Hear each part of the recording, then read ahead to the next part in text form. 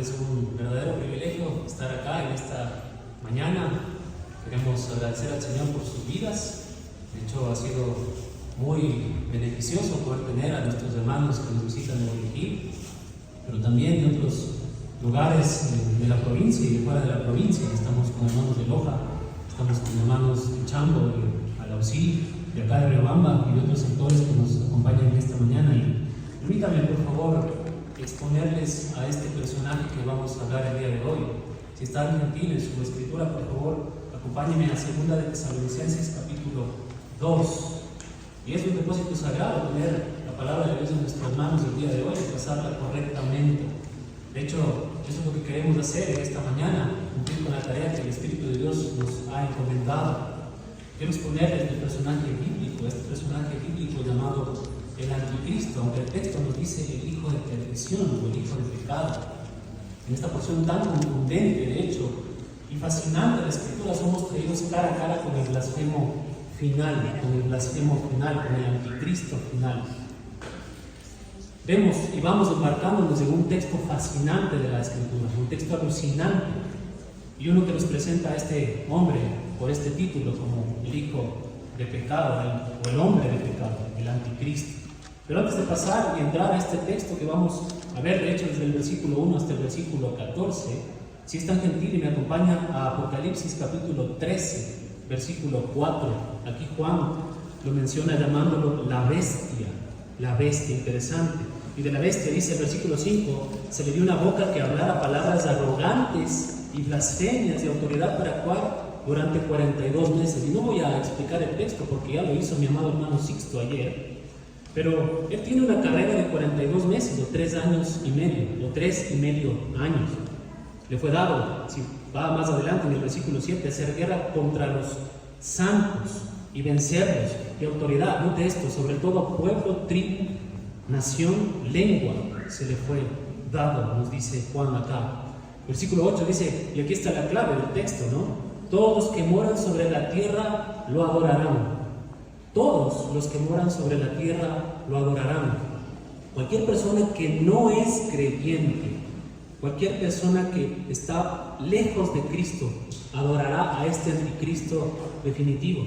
Más abajo, versículo 16, usted tiene, dice, grandes y pequeños, ricos y pobres, libres y esclavos, todos llevarán su marca, la marca del Anticristo. Él se vuelve un líder religioso, político, que la gente realmente va a adorar como Dios. Y quiero confesarles hoy, en esta mañana, mis hermanos, que para poder enfocarnos con el Anticristo, por lo menos debemos tener 8 semanas. Tranquilo, no vamos a hacer esto el día de hoy, solo tenemos 1 hora. Pero es interesante ver cómo la Escritura nos presenta a este personaje como una persona que se pone en contra de Dios, Usted recuerda algo que hablábamos el día de ayer, comienza su carrera según Daniel 7, según Mateo 24, y no voy a exponer nuevamente por falta de tiempo, pero él comienza su carrera al entrar al templo de Dios, y lo profana, al lugar santísimo, el altar. Después se levanta a sí mismo como Dios, demanda que el mundo entero lo adore, y lo hacen porque todos son entregados al engaño por parte de Dios, porque han rechazado a Cristo. Esto es algo fabuloso. El Anticristo finalmente es un hombre, un ser humano capacitado por Satanás, equipado para hacer algunas cosas sorprendentes que el texto nos va a dar la explicación. Ahora, el término anticristo viene o proviene de esta palabra griega anticristos, y obviamente es una palabra combinada. La palabra creo que es conocida por cada uno de nosotros. Anti es en contra de, y eso es lo que significa, mis hermanos, en contra de. Él está en contra de Cristo, oponente del Mesías, nos dice la parte ya gramatical y la parte griega en este sentido. Pero también tiene la idea de estar en lugar de, está en contra y está en lugar de Cristo, y se coloca a sí mismo en lugar de el Señor, en lugar de Cristo. Él es un usurpador, él es un mentiroso satánico, que viniendo en contra de Cristo reemplaza a Cristo. Esa es la idea de lo que va a exponer aquí Pablo en estos textos. Ahora, ¿por qué Pablo escribe esta carta? Esta pequeña epístola tiene 3 capítulos. Si usted ve en 2 Tesalonicenses, el primer asunto, confrontando a la iglesia en Tesalónica, era la persecución. Usted recuerda cuando nuestro amado hermano José Luis nos había explicado el día de ayer, ellos estaban muy tristes, estaban pensando que el día del Señor había llegado. Cuando Pablo escribió la primera epístola estaban enfrentando persecución en ese momento y él se refirió justamente a eso. El capítulo 1 de esta segunda carta es escrito para consolarlos, El capítulo 1 es consuelo para aquellos que están en persecución severa, de lo que Pablo ya había dicho en la primera carta a los tesalonicenses. Pero no solamente tenían este problema, también tenían el problema de la insubordinación. Tenían el problema de la persecución y tenían el problema de la insubordinación. Había algunas personas, de hecho, que estaban siendo perseguidas, estaban siendo insubordinadas. El capítulo 1 es escrito justamente para confrontarla, para ver la persecución, pero también porque estaban siendo confrontados por la persecución. El capítulo 3 es escrito para la insubordinación. Ahora, mis hermanos, si me permiten un momento, ¿por qué es escrito entonces el capítulo 2 de segunda de Tesalonicenses? Vamos allá, en un momento. El capítulo 2 de segunda de Tesalonicenses es escrito porque estaban siendo prácticamente confundidos. Ellos estaban confundidos. ¿Y en qué estaban confundidos? Estaban confundidos en escatología. ¿Cuál era la confusión que estaban teniendo estas personas? Alguien les había dicho que el día del Señor había venido y que estaban ya en el rapto. Esto parece casi impensable porque unos meses antes, Pablo les había dicho en el capítulo 1 que no estaban en ese momento, que ellos iban a ser llevados con el Señor, de lo que habló el hermano José Luis en el capítulo 3 de primera de Tesalonicenses, versículo 13 y 18. ¿Cómo podían estar confundidos acerca de estas cosas unas semanas después si era así de claro? Y le voy a explicar cómo. Observe el versículo 2 de segunda de Tesalonicenses 2, capítulo 2, que no os dejéis mover fácilmente de vuestro modo de pensar, ni os conturbéis, ni por espíritu, ni por palabra, ni por carta, como si fuera nuestra, en el sentido de que el día del Señor está cerca. Nadie os engañe de ninguna manera, le está diciendo Pablo aquí. ¿Sabe usted lo que había pasado? El espíritu del anticristo había infectado a alguien que había llegado a esta iglesia y les había dicho a estas personas que el día del Señor había llegado. Era un espíritu del anticristo.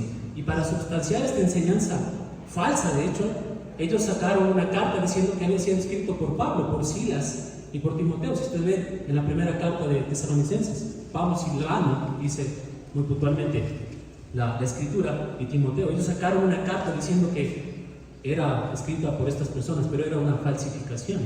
Alguien había venido y les había mentido y engañado. Y este es su punto. No pueden estar en el día del Señor. Les dije en la primera carta que serán arrebatados. Y ahora, él dice, permítanme darles otra razón por la que no pueden estar en el día del Señor. Versículo 3. Nadie os engañe de ninguna manera, porque no vendrá sin que antes venga la apostasía y se manifieste el hombre de pecado, el hijo de perdición. Primero, van a ser arrebatados, no van a estar aquí. En segundo lugar, no es para ustedes. En tercer lugar, si están tropezando por este asunto, el anticristo no ha venido. Él es el precursor del día del Señor y esa es la razón. Por eso es que Pablo trata aquí en esta carta con el anticristo. Él quiere que entiendan la carrera y la identidad de este personaje que lo vamos a desarrollar en los siguientes versículos. Esa es la razón entonces por la que este capítulo es escrito, porque hay confusión acerca del día del Señor y él quiere enseñarles cosas buenas, que no se dejen turbar por estas situaciones. Ahora, ¿por qué razón está escribiendo el anticristo aquí a los tesalonicenses Pablo? Versículo 1 dice en 2 Tesalonicenses capítulo 2 versículo 1, pero con respecto a la venida del Señor Jesucristo y nuestra reunión con Él, os rogamos, hermanos. El día del Señor, mis amados hermanos, es un término muy técnico y se refiere al tiempo de juicio de Dios. Algo nos había hablado nuestro pastor Sixto ayer y aparece, es interesante que aparece en el Nuevo Testamento por lo menos 4 veces y 19 veces en el Antiguo Testamento. Y solo para que usted vea en casa, Isaías 13, Jeremías 46, Joel 1, Joel 2, Amós 5, Malaquías 4, Sofonías 1. Usted puede ver el día del Señor como un día de juicio, un día de ira. Ahora, ¿por qué explicaría el rapto Pablo? Porque ese era el problema. Estaban confundidos. Estaban confundidos acerca de la venida del Señor y nuestra relación con Él, para reunirnos con Él. Dice, tengo que corregirlos, aquí Pablo. Y venida, es interesante, venida es parousia, el término general, pero él obviamente está relacionando a nuestra reunión con él, la cual es la descripción del rapto. Episunagoge, esta es la palabra para nuestra reunión con él. Sunagoge es la palabra de la cual se obtiene sinagoga, un lugar de reunión, y epi, sobre. Él lo está intensificando, nuestra relación es juntamente con él, sobre. Y la única manera que usted puede entender este pasaje, desde mi punto de vista al menos, es que ellos estaban pensando que estaban en el día del Señor, pero ¿realmente estaban en el día del Señor? Esa es la pregunta acá. Y nuevamente vamos a enfocar lo que Pablo les dice, que no, versículo 2, que no os dejéis mover fácilmente de vuestro modo de pensar, ni os conturbéis ni por palabra, ni por espíritu, ni por carta, como si fuera nuestra, en el sentido de que el día del Señor está cerca. ¿Qué les habría hecho pensar esto? La hostilidad, la persecución, nuevamente, la dificultad. Pero más que eso, versículo 2, alguien posiblemente vino con este espíritu del anticristo y les había dado un mensaje que le atribuían a Pablo, diciendo que él había predicado, que él había escrito y que había sido inspirado por el Espíritu Santo. Esto era totalmente erróneo. Escuchen, era un desastre. Estos hermanos de Tesalónica estaban severamente turbados. ¿Cómo llegamos aquí? Estaban diciendo, ¿qué estamos haciendo aquí? ¿Qué le pasó al rapto? ¿Estaba equivocado Pablo? ¿Nos olvidó Dios? Esto es algo serio que encontramos con los hermanos de Tesalónica. Pero regresemos al versículo 2 de la última parte. Dice que el día del Señor está cerca. Simplemente significa que creen que ha venido, que creen ellos que había llegado, porque alguien les había mentido. Por un espíritu, un mensaje y una carta, 3 maneras. Ahora, ¿qué significa espíritu? Bueno, revelación divina del Espíritu Santo. Se les había dicho que el Espíritu Santo lo reveló, tenían una revelación directa de Dios, atribuyéndole esto a Pablo. Y después, por un mensaje, esto es un discurso, un sermón. Y en tercer lugar, una carta escrita. Y escucha esto atentamente, después de esta pequeña frase, como si fuera de nosotros, Pablo les está diciendo, esto no es nuestro. Esta pequeña frase se la relaciona con las 3. Aquí está el escenario, alguien viene a la ciudad y les dice, tienen una palabra de Pablo para ustedes. Esto era totalmente falso. Esto era falso. Desde el comienzo mismo Satanás está mintiendo, está falsificando cosas, todo tipo de documentos falsificados ha llegado a este tipo de hermanos, diciendo que el día del Señor había venido. Pero a Pablo no le gustaba que le atribuyeran cosas que él no había escrito. De hecho, si me acompaña más adelante en el capítulo 3, al final de la carta, si usted ve en el versículo 17, es una nota interesante. Conforme él cierra la carta, dice, yo Pablo, escribo, este es de mi propia mano, las oblaciones de mi propia mano, que es el signo en toda carta mía, así escribo. Esa es la distinción de Pablo. Entonces tenían una falsificación y necesitaba una palabra auténtica. Esa es la razón por la que Pablo escribe este capítulo y usa al anticristo como el punto focal. ¿Saben por qué? Porque el anticristo es el gatillo que va a dar la venida del Señor.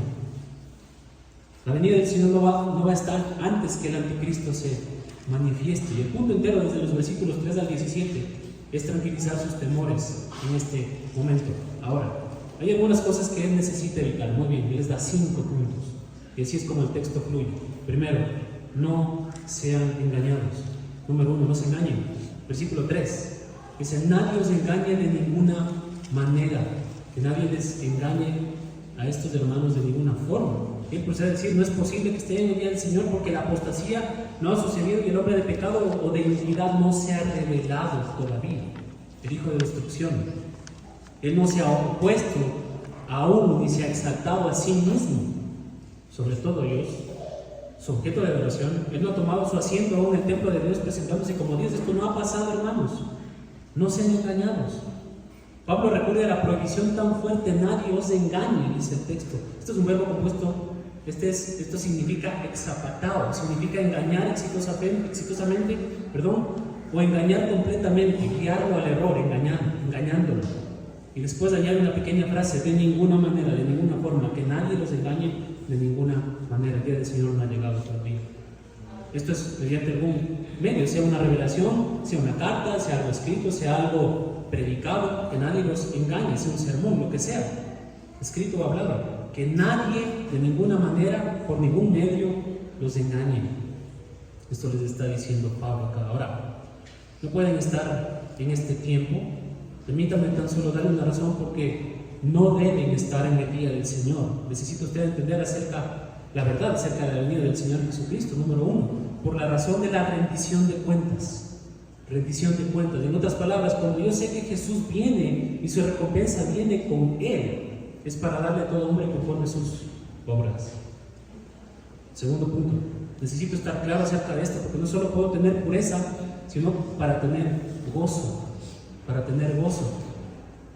Si estoy confundido acerca del regreso de Cristo, y si estos tesalonicenses estaban confundidos acerca del regreso de Cristo, no iba a tener gozo. Pablo les explica estas verdades. No se confundan, hermanos. El día del Señor va a regresar y ustedes van a estar con Él. En segundo punto, Él les dice, no sean olvidadizos. Y para esto Pablo va a tomar los versículos 3 del versículo 5. Dice, el día del Señor no vendrá a menos que la apostasía venga primero y se manifieste el hombre de pecado, el hijo de perdición, el cual se opone, se levanta contra todo lo que se llama Dios o es objeto de culto, tanto que se sienta en el templo de Dios como Dios, haciéndose pasar por Dios. Pero observe el versículo 5. ¿No os acordáis que cuando yo estaba todavía con vosotros os decía esto? Él les está diciendo, no sean olvidadizos. Yo ya les dije todo esto y está claro, está ligado de la manera muy cercana al primer punto, que no sean engañados y no lo olviden. Yo les había dado estas palabras antes, recuérdenlo, no lo olviden. Lo que nos recuerda es que todo esto no es información nueva. Pablo les está diciendo esto, ya saben ustedes. Les estaba hablando de estas cosas, verdad del rapto, verdad del día del Señor, verdad acerca de la apostasía, verdad acerca del hombre del pecado, hijo de perdición. Les estaba diciendo todo esto. Por cierto, aquí les estaba diciendo, es un verbo en tiempo imperfecto, significa una acción continua pasada. Les estaba continuamente diciendo, ¿no les dio un discurso de esto ya antes, en la primera carta? Este era un tema continuo y mi enseñanza, les dice Pablo acá. Dice él, no pueden estar en el día del Señor, no pueden estar en él porque no vendrá, de regreso al versículo 3, sin que antes venga la apostasía. El día del Señor no vendrá hasta que venga la apostasía. La razón por la que no pueden estar en el día del Señor es porque la apostasía todavía no había llegado. Viene primero y después del día del Señor, bastante claro. Viene primero la apostasía y luego el día del Señor. Él pudo haber escogido varias cosas. De hecho, todos los argumentos del Antiguo Testamento, de lo que les acabé de hablar, por ejemplo, escuchen Joel 2. Joel capítulo 2, versículo 31 dice, el sol se convertirá en tinieblas y la luna en sangre antes que el gran y terrible día del Señor venga. Ahora, ¿podría ser más claro? Si el día del Señor está aquí, vean hacia arriba. Se están transformando estas constelaciones. ¿Acaso la luna es de sangre y el sol se apagó? Eso es lo que tiene que pasar antes. Pero él no escogió esto, Pablo no escogió cualquier elemento de lo que nos hace referencia en el Antiguo Testamento. Ese no es el día del Señor, pero él escogió otro tipo de situación. No vendrá sin que antes venga la apostasía. Él escogió esto llamado la apostasía. El día del Señor no vendrá a menos que la apostasía venga primero. Ahora, rápidamente, la apostasía. En griego, definición corta, significa rebelión, insurrección. Rebelión. ¿Qué quiere decir él? ¿Acaso él está hablando de apostasía en algún sentido general? No. Porque si él estuviera hablando de eso, siempre tendríamos en existencia, ¿verdad? Por ejemplo, la apostasía en la iglesia habrá todo el tiempo. Habrá desertores en la iglesia desde el comienzo mismo. ¿De qué está hablando aquí Pablo entonces? Regreso al versículo 3. Él no vendrá sino antes que venga la apostasía. La apostasía. En este caso, ese artículo es muy definido. La apostasía. Ese es un acontecimiento, no es algo general. Esto no es un espíritu general, un flujo general o tendencia. Este es un acontecimiento único. Es la apostasía consumada, el final de todo. La apostasía definitiva. Pero ¿cómo vamos a saber lo que es? Bueno, él se lo dice a usted al presentar al principal personaje. El día del Señor no vendrá sin que antes venga la apostasía. ¿Qué es esto? Se manifieste el hombre de pecado. La apostasía, amados, está asociada con la revelación del hombre de pecado. sea cual sea el acontecimiento, involucre a alguien llamado el hombre de pecado. Debe ser el anticristo. Si usted conoce a la persona clave, usted puede encontrar el acontecimiento clave entonces aquí. La persona clave es el hombre de pecado. Algunos manuscritos lo dicen hombre de pecado, así de simple, pero otros manuscritos aquí usan la palabra impiedad, iniquidad. También encaja con los versículos 7 y 10 de este mismo texto, en donde la impiedad es usada. Esa es la persona que vive en consideración, o sin consideración, mejor dicho, alguna hacia la ley de Dios. En la apostasía, por favor, observen el versículo 3. Dice, Él se manifiesta, sea lo que sea. Esta apostasía es un acontecimiento en el que el hombre sin ley es revelado. El verbo, por cierto, manifiesta, está en una posición enfática, está en el tiempo aoristo, lo cual apunta a un tiempo definido cuando Él es revelado. Y se le ve así: la apostasía viene primero revelado en el hombre sin ley. En la apostasía que la revelación del hombre sin ley se lleva a cabo. Eso es lo que significa entonces. Ahora, el hecho de que Él es revelado también indica que Él ha tenido una existencia previa. No dice el texto que Él nace, aunque obviamente Él nació. Aquí nos dice que Él se manifiesta. Él es sacado de algún lugar secreto en donde ha estado. Él se manifiesta. Lo que ha estado escondido ahora es descubierto de alguna manera ya completa. Su identidad verdadera se va a manifestar, será manifestada. El epítome de la maldad trae el epítome del anticristo o de la apostasía. ¿Quién es este hombre sin ley? Bueno, algunos comentaristas dicen, puede ser Antíoco Epífanes. No puede ser Antíoco Epífanes porque hubiese sido hace miles de años atrás. Otros pueden decir Adolfo Hitler, otros tal vez Calígula, Nerón, Pompeyo, hasta Correa, pero no podría ser ninguno de ellos, aunque todos han tenido ciertamente el espíritu del anticristo. Algunos dicen Satanás. No puede ser Satanás porque dice el versículo 9 que Él opera de acuerdo con Satanás, versículo 9. Algunos dicen simplemente es un principio de maldad. No dice un principio, dice un hombre de pecado. Debe ser el anticristo. Él además es llamado el hijo de perdición, de destrucción. Este anticristo es descrito en Daniel como el pequeño cuerno que se levanta de las otras naciones. Él comienza sin ser poderoso y poco después controla el mundo. Es interesante esto. Él es el rey que hace lo que Él quiere. Él es el rey voluntarioso, Él es el rey insolente. Él es el hombre sin ley, Él es un hijo de perdición. Ahora, ¿cuál es la apostasía que Él comete? Versículo 4, si me acompaña ahí en el texto. El cual se opone y se levanta contra todo lo que se llama Dios o es objeto de culto, tanto que se siente en el templo de Dios como Dios, haciéndose pasar por Dios. Deténgase en ese punto un momento. Aparentemente Él ha sido el enemigo de la religión, amigo de la religión. Él se ha levantado al poder mundial, y cuando digo que Él se ha levantado a nivel mundial, amigos, hermanos míos, Él se ha levantado al poder mundial. Observe el capítulo 13, nuevamente usted recuerda el versículo 1, Juan ve esta bestia. Y este es un retrato simbólico en una visión del anticristo. Él tiene 7 cabezas, 10 cuernos, y en sus cuernos había 10 coronas o diademas, como dice el texto. Ahora, no queremos entrar en detalle en eso. Esas ilustraciones de esta bestia es suficientemente decir para que nos puedan llevar a entender la tremenda amplitud de su poder. Él es tremendamente poderoso. Los cuernos significan poder, las cabezas podrían significar inteligencia, las diademas significan autoridad, dominio. Él es una entidad inmensamente poderosa que gobierna. Él es un blasfemo de Dios. Él se levanta a la prominencia con todo este poder. Imagínense, 10 cuernos, 7 cabezas, 10 coronas. Este es un gobernante mundial. Ahora no quiero tomar Daniel para hacer referencia a los diferentes estados que habían en Daniel. Ya mi hermano Sixto nos había explicado ayer de dónde podría posiblemente salir este anticristo. Él llega aquí en 2 Tesalonicenses al punto en el que el mundo entero lo abraza con los contextos que habíamos ya entendido. Y él debe tolerar la religión. Él debe poder colocar sus brazos sobre los judíos, sus brazos sobre los gentiles, sus brazos sobre todo el mundo. Me sorprende ver que esto está pasando. Habrá una tolerancia de la religión mundial para este individuo. Pero por favor, observa el versículo 4, dice: en un gran movimiento él se opondrá y se exaltará sobre todo lo que sea medio u objeto de adoración.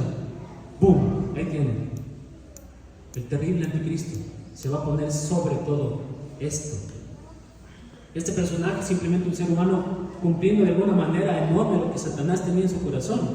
Si usted recuerda ya en Isaías 14, ¿qué es lo que dice Isaías haciendo referencia a Satanás? Descenderé a los cielos y levantaré mi trono sobre las estrellas de Dios. Me sentaré sobre los montes o sobre el monte de la asamblea al norte. Ascenderé sobre las alturas de las nubes y seré semejante al Altísimo. Satanás siempre quiso usurpar el lugar de Dios. Y este anticristo entrará, blasfemará a Dios, se levantará como Dios. Primero él se opone y se exalta a sí mismo por encima de todo Dios, o todo lo que se llama Dios, o se basma. Esa es una palabra que significa algo que debe ser reverenciado.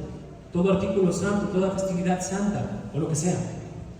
En otras palabras, toda la religión se acaba. Apocalipsis 17, versículo 4, él toma su asiento en el templo de Dios, en el naos, en la parte más interna, el santuario. Esto nos indica que cuando él haga esto, habrá un templo en Jerusalén. Él entra al templo de Dios y se coloca como Dios. Increíble. ¿Por qué él escoge el templo? Porque durante toda la historia, acá, desde que Dios llevó a su pueblo a la tierra y construyó un templo, ese ha sido el símbolo de la presencia del Dios verdadero. ¿Qué otro lugar sobre la faz de la tierra sería un lugar más perfecto para que Satanás lleve todo a cabo acerca de la blasfemia definitiva en contra de Jehová, de Dios, en contra de su Hijo Jesucristo? Él entra al templo y lo profana. Esto sucede a la mitad de los 7 años, la 70ª semana de Daniel. Durante los 3 primeros años y medio, él simplemente cautiva al mundo. Después él es revelado por lo que realmente es.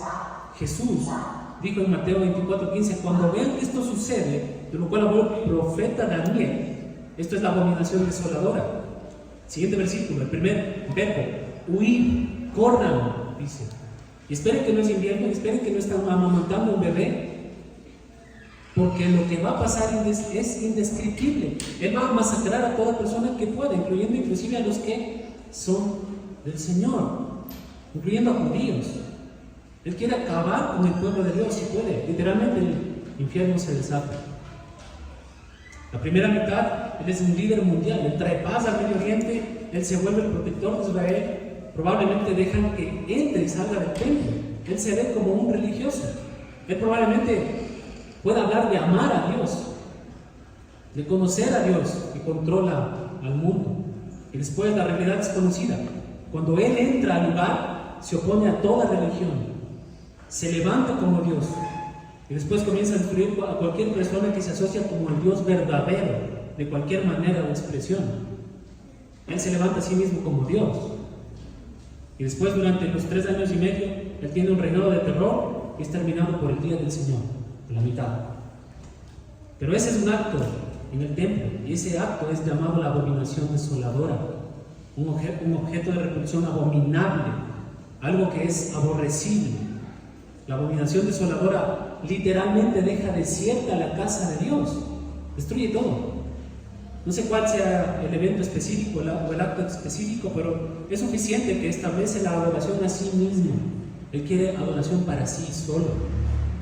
Algunos pueden llegar a pensar que el anticristo puede ser el Papa. No, no es el Papa. Si usted lee Apocalipsis, usted verá entonces que el falso profeta fuerza al mundo entero a adorarlo como Dios. Como Dios.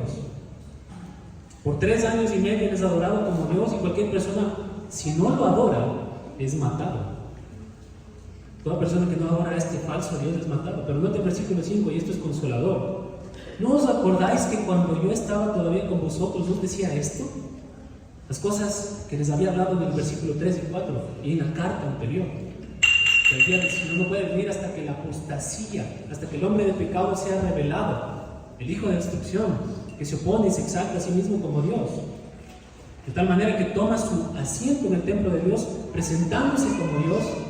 En otras palabras, el día del Señor no puede venir hasta que este hombre de pecado venga.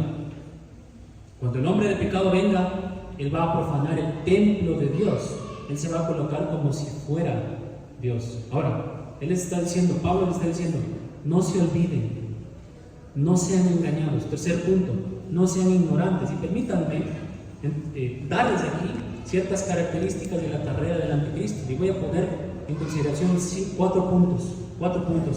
Hablando de la carrera del anticristo, aquí hace mención a su revelación, a su poder, a su influencia y a su destrucción definitiva. 4 puntos.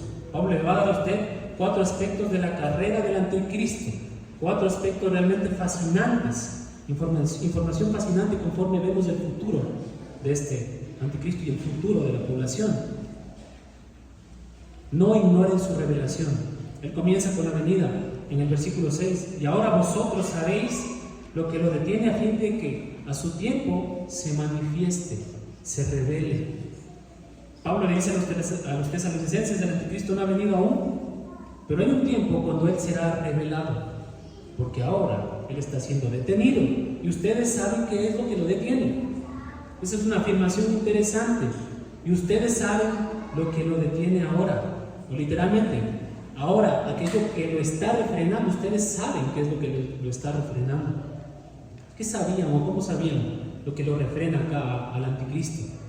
Aquello que lo está deteniendo. Observe ahí, literalmente, el verbo significa contener, está siendo contenido, retenido.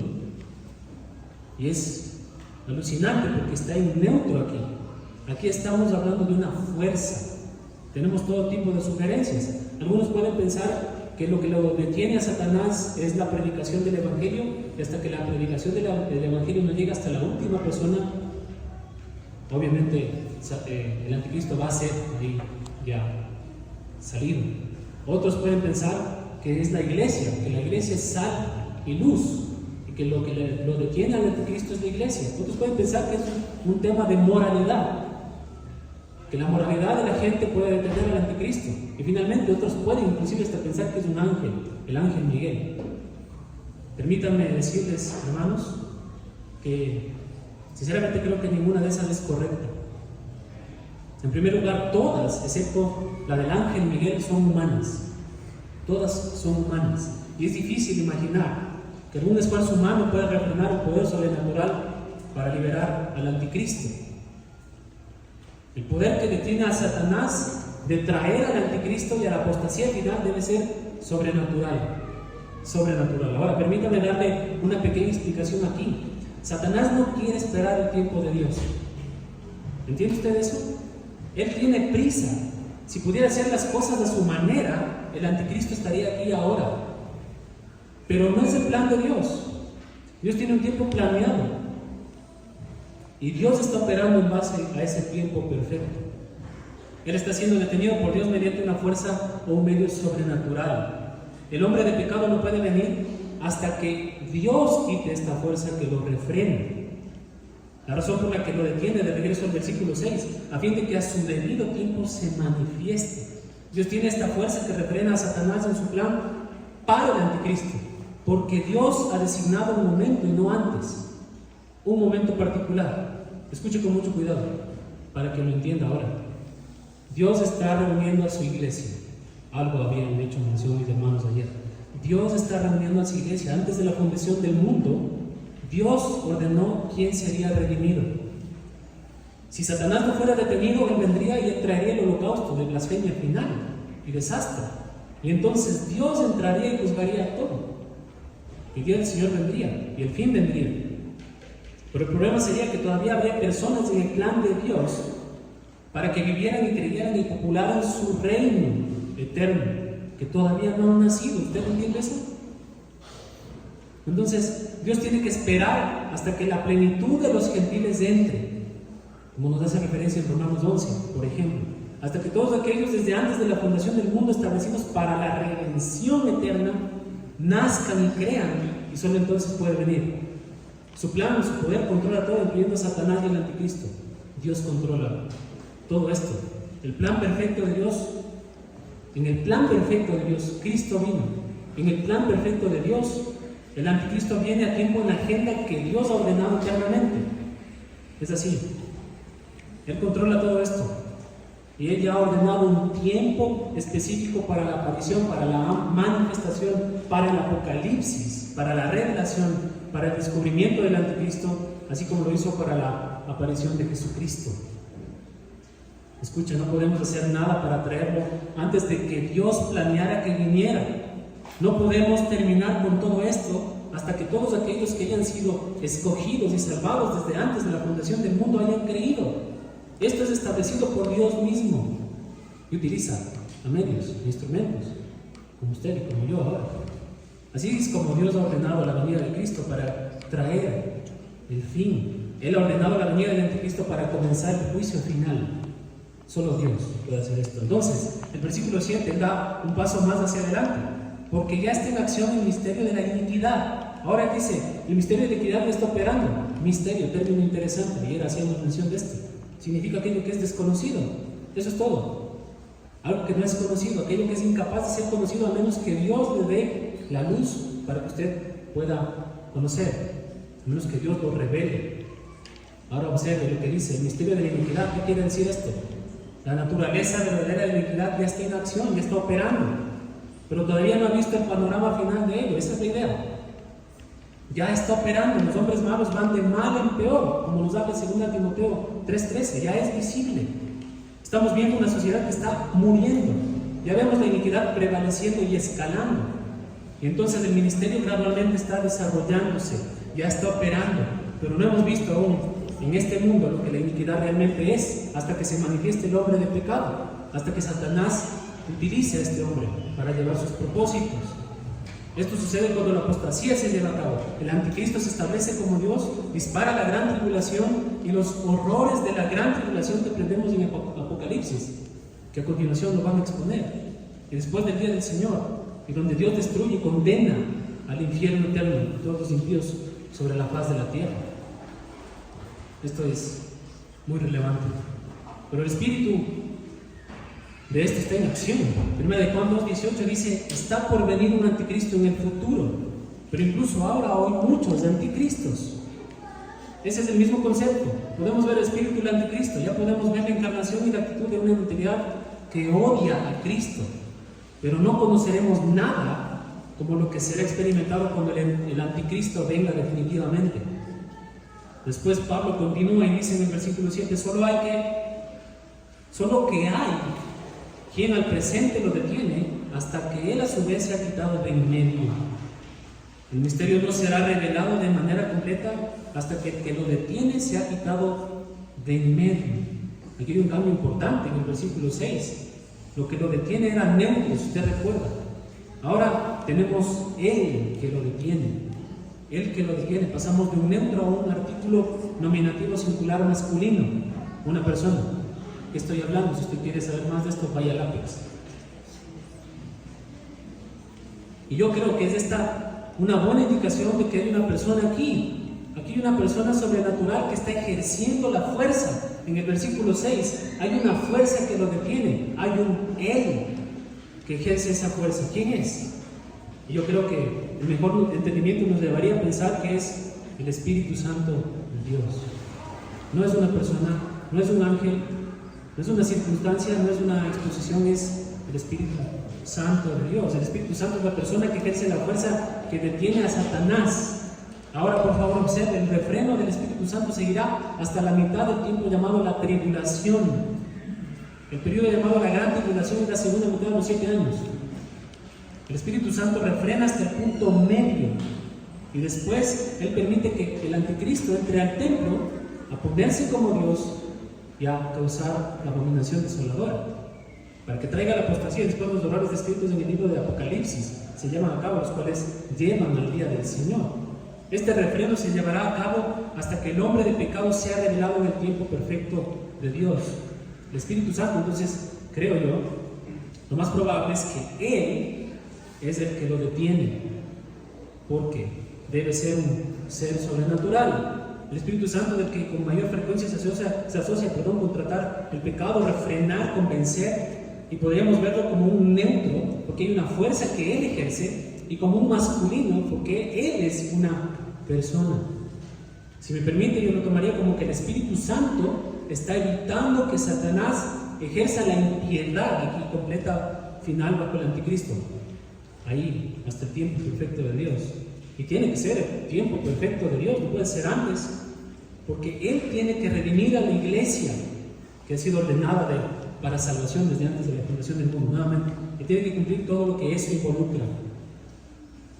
Por favor, observe nuevamente el versículo 7. El que lo detiene es quitado de en medio, dice el texto.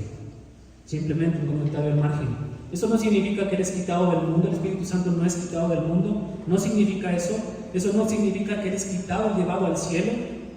Escucha, en primer lugar, el Espíritu Santo es omnipresente, ¿verdad? En segundo lugar, la gente va a ser salva durante este tiempo y nadie es salvo si no es nacido por el Espíritu Santo. Lo que sucede es que el Espíritu Santo es quitado del medio en términos de bloquear a Satanás. No es quitado del medio definitivamente, ella no va a bloquear a Satanás en términos de su ministerio de refreno. Entonces el Espíritu Santo simplemente es quitado del camino como un refreno, no quitado del mundo. De lo contrario, nadie podría ser salvo y Dios estaría efectuando sus propósitos y sus planes. Él simplemente detiene la parte que lo refrena. El alguien es de fuerza sobrenatural. El alguien que lo ejerce es el Espíritu Santo. Versículo 8. Y entonces se manifestará aquel inicuo. Ahí es cuando va a pasar. Y entonces el inicuo será revelado. Esto, por cierto, es la tercera mención de la revelación, de la manifestación del anticristo, la aparición, la venida del anticristo. Ahora, ya en cierta manera hemos hablado de lo que va a pasar cuando Él venga. Recordará pasajes previos, entramos en Daniel, entramos en Apocalipsis, ahí vimos su carrera, entonces no quiero asociarme con eso ahora. Esto simplemente nos dice cuando Él lo detiene, salga del camino, ese inicuo será revelado. Su carrera entra en una operación completa aquí. Él comete la abominación desoladora, se establece, comienza a gobernar el mundo, destruye todas las religiones que existen. Literalmente el Apocalipsis 18 dice que Él consume el sistema religioso falso. Y después, los juicios terribles, aterradores descritos en las copas, las trompetas se cumplen. Vemos algo de su venida y su revelación en este texto. Entonces, no sean engañados, no sean olvidadizos, no sean ignorantes, no ignoren su destrucción como segundo punto. Vemos un segundo elemento aquí. No quiero que sean ignorantes en esta parte, su destrucción. Versículo 8. A quien el Señor matará con el espíritu de su boca y destruirá con el resplandor de su venida. A quien el Señor matará, el Señor lo va a matar. Él lo va a matar en la cúspide de su operación. Recordamos que a partir de Daniel 7, ¿no es cierto? En el versículo 26 dice que su dominio será quitado, aniquilado y destruido para siempre. Para siempre. Apocalipsis 17 tiene una indicación semejante. Destrucción que cae sobre este pecado, en el versículo 11. Sobre este hombre de pecado, la bestia que era y no es. Ese es Él. Él va a la destrucción. Y aquí dice Pablo en esta carta, Él será matado. ¿A quién el Señor matará? ¿Cómo? Esto es muy interesante. Con el espíritu de su boca. Con el espíritu de su boca. Él será matado con el espíritu de su boca. En otras palabras, el Señor ni siquiera tiene que hacer absolutamente nada para destruirlo.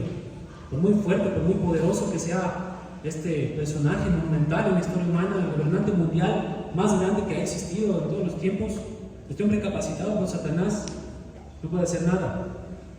Sin embargo, Cristo no tiene que hacer nada.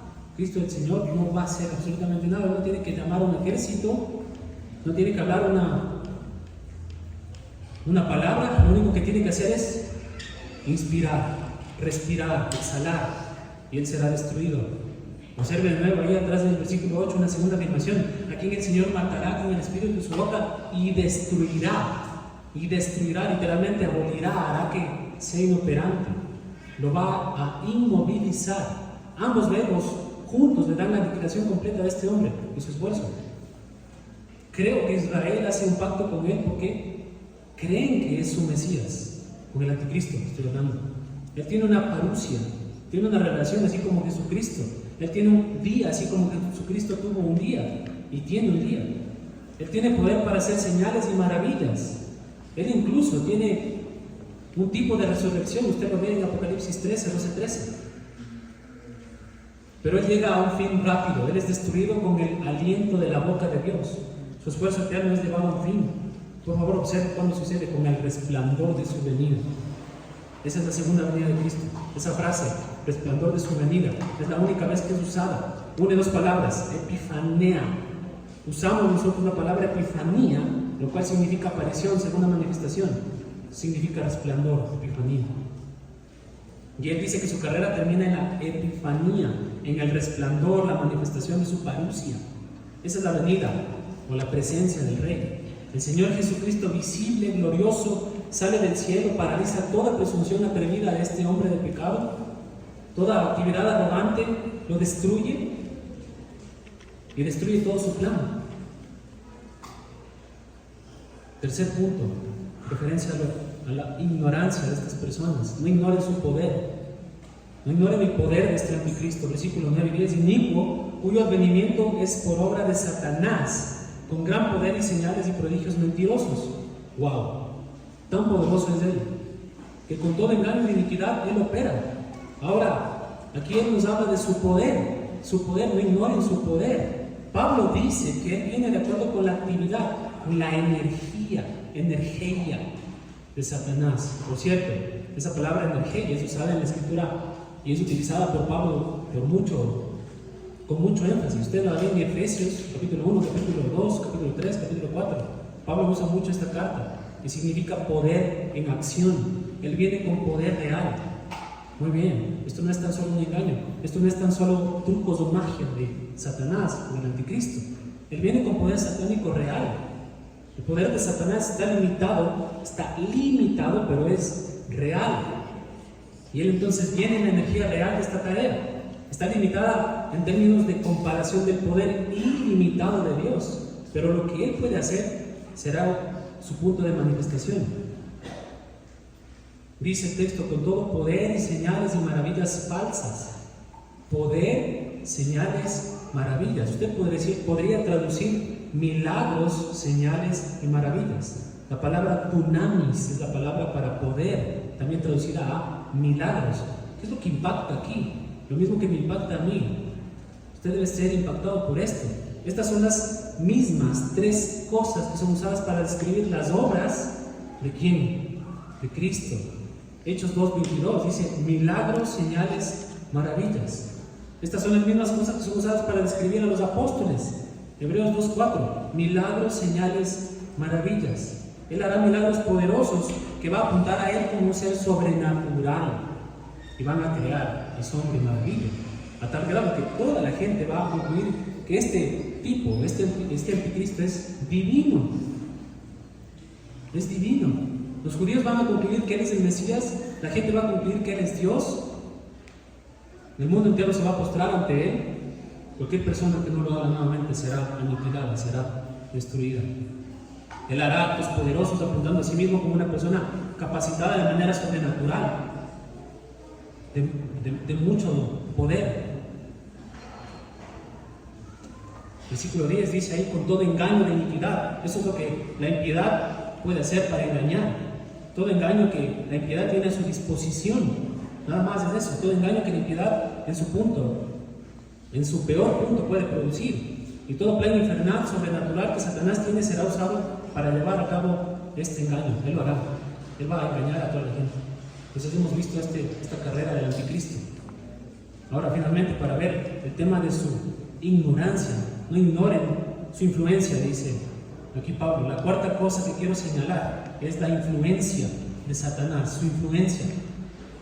La cuarta cosa que quiero que vea, justamente el versículo 10: él viene con todo engaño y iniquidad para que los que se pierden por cuanto no recibieron el amor de la verdad para ser salvos.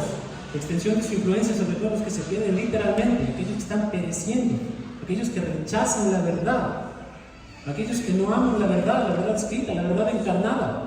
Si usted no ama la palabra de Dios y ama a Jesucristo para ser salvo, de tal manera que será salvo, usted será llevado al engaño.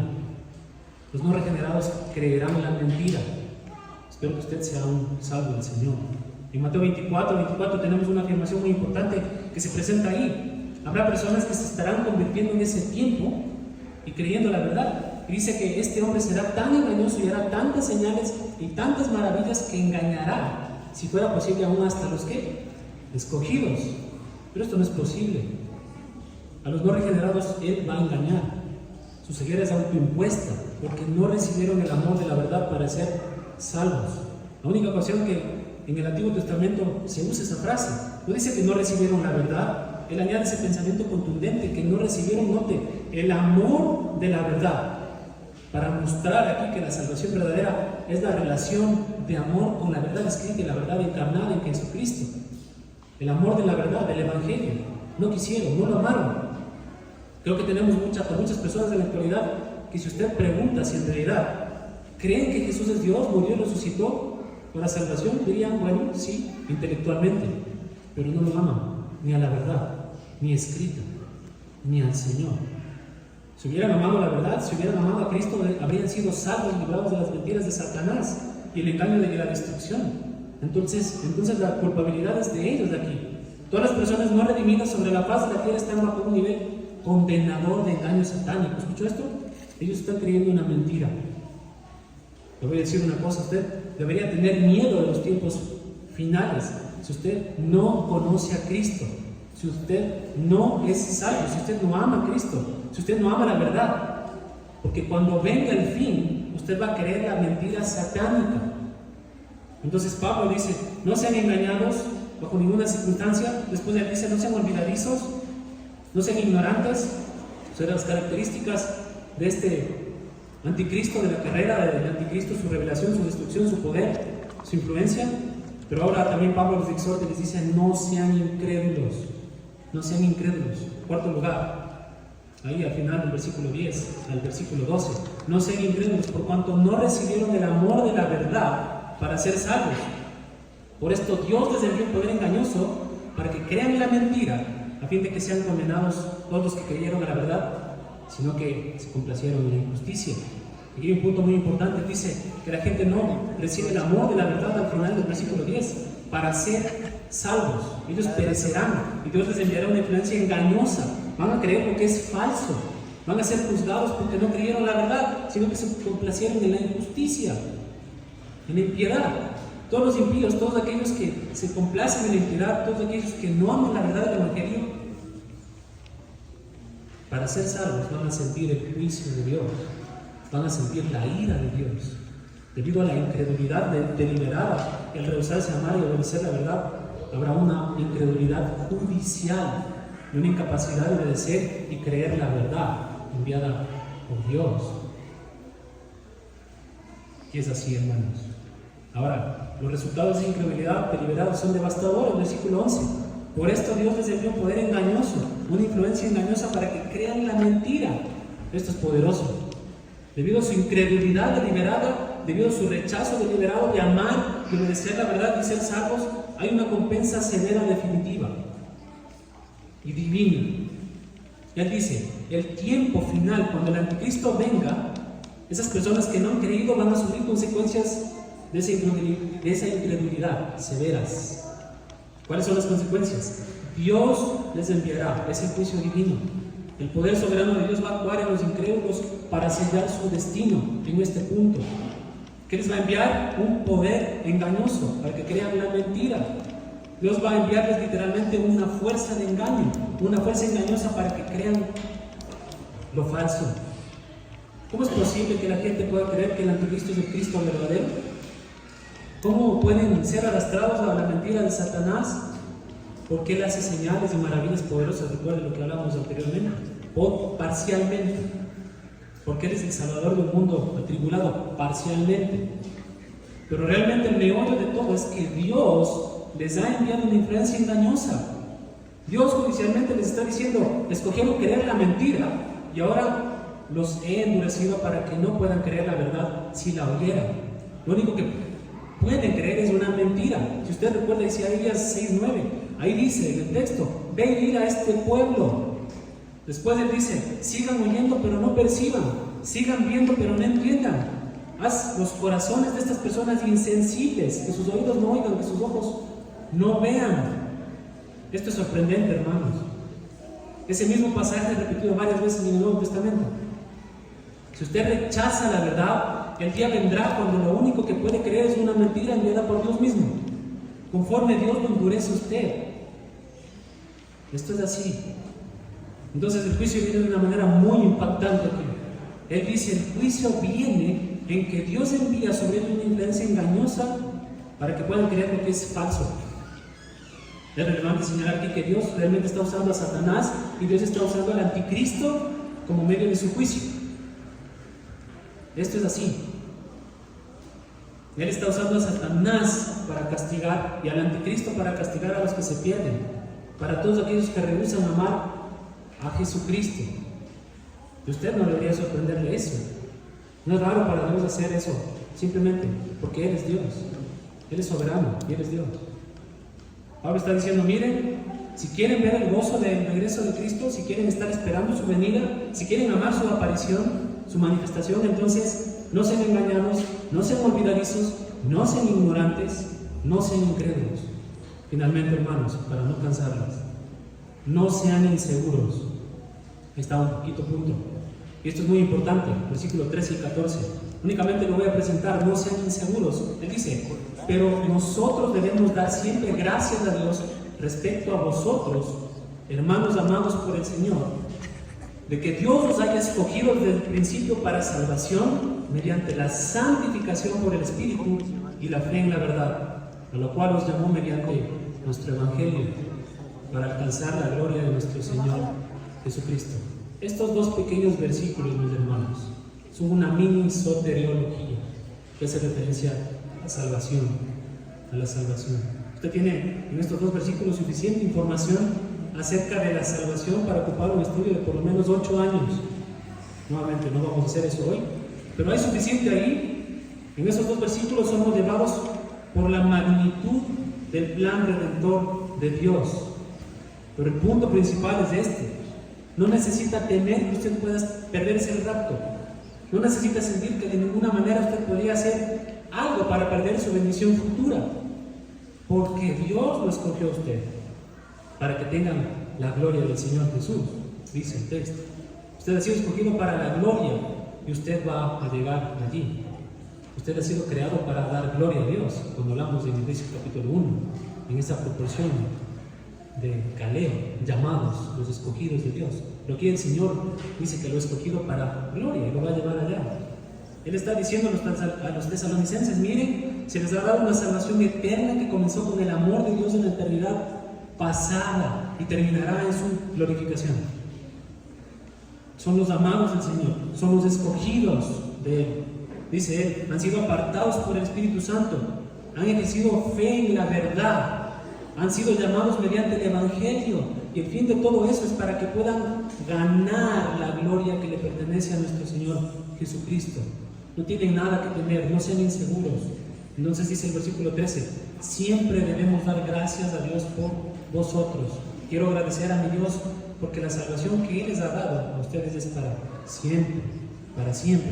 Quizá Él recordó Juan 6, cuando Jesús dijo, todo lo que el Padre me da a mí, yo no lo he hecho fuera, yo no lo he perdido nada.